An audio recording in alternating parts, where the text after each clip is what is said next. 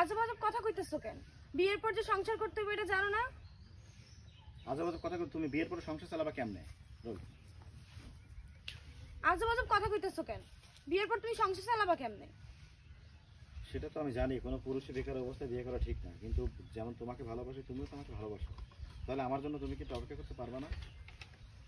চাকরি তো হাতের মোয়া না যে চাইলেই পাওয়া যাবে। এমন যদি হতো যে আমি ভালো চাকরি করি কিন্তু তোমাকে বিয়ে করতে চাচ্ছি না, তাহলে তুমি আমাকে ভাবে দোষারোপ করতে পারতে। হ্যাঁ, এটাই সত্য যে আমি তোমাকে ভালোবাসি, কিন্তু আমার আব্বাই তো মোটেও তোমারে ভালোবাসে না। কেটে দিচ্ছি বল। হ্যাঁ, এটা সত্য যে আমি তোমারে ভালোবাসি, কিন্তু আমার আব্বা তো তোমারে মোটেও ভালোবাসে না, তোমারে মোটেও সহ্য করতে পারে না। তুমি আমার ভুল বোঝো না, তুমি ভুল বোঝো আর নাই বুঝো, আমি তোমার সাপ সাপ করে দিচ্ছি। যত দ্রুত পারো চাকরির ব্যবস্থা করো, না হলে তুমি হয়তো আমাকে পাবা না। তুমি আমারে ভুল বুঝো না। কি জানি তুমি আমারে ভুল বুঝো আর নাই বুঝো। ওকে ওকে, আমি তোমারে বল, তুমি আমারে ভুল বুঝো না।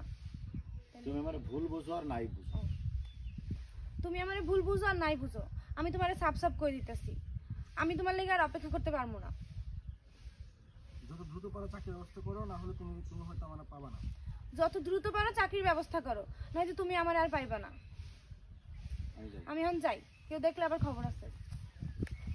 প্রেম করার সময় আর বিয়ে করার সময় দ্রুত